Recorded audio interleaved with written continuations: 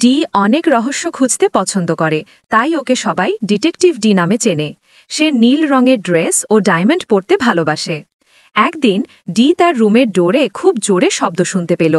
রহস্যের গন্ধ পেয়ে সে দ্রুত অন্য রুমে যেয়ে দেখল একটি বড় ডাইনোসর ড্রাম বাজাচ্ছে আর একটি ডগ ডাইস খেলছে। এত জোরে শব্দ শুনে ডিটেকটিভ ডি তাড়াতাড়ি ডোর বন্ধ করল। কিছুক্ষণ পরে সে আবার দেখল দুইটি ডাক ও একটি ডলফিনকে, যে কিনা একটি ছোট্ট ওয়াগনের ভিতরে পানির মধ্যে ভাসছে। ডিটেকটিভ ডি অনেক অবাক হয়ে জানতে চাইল এখানে হচ্ছেটা কি।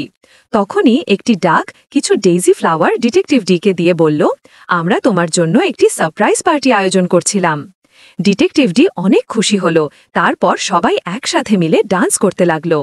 কিন্তু কিছুক্ষণ পর তারা সবাই বাহিরে অনেক শব্দ শুনতে পেল ও ডান্স থামিয়ে সবাই বাহিরে যাওয়ার ডোর খুলল। সেখানে ডিটেকটিভ ডি দেখল একটি ডঙ্কি ও একটি ডিয়ার ডাস্টবিনে বসে খেলছে আর ময়লা করছে। ডিটেকটিভ ডি তাদের মানা করলেও তারা কথা শুনল না।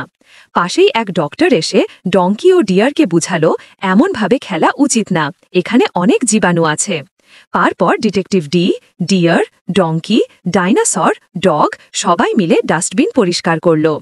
যদিও ডিটেকটিভ ডির রহস্য বের করা আজকে হলো না, তারপরও সবাই মিলে ডাস্টবিনের ময়লা পরিষ্কার করার ব্যাপারটি খারাপ ছিল না। এই গল্পটি থেকে আমরা ডি লেটার দিয়ে অনেকগুলো ওয়ার্ড শিখেছি। ডি সাউন্ডস ড ড ড।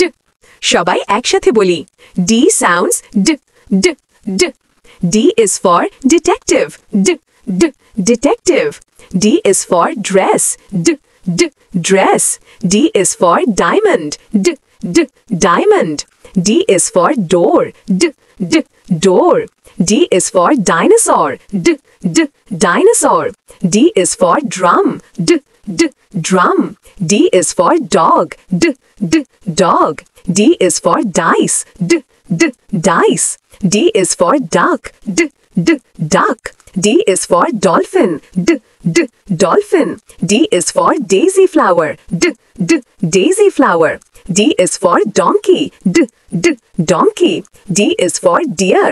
D d deer. D is for dustbin. D d dustbin. D is for doctor. D d doctor. এখন তোমরা নিজেরা প্র্যাকটিস করতে পারো। Now you can practice by yourself. Thank you.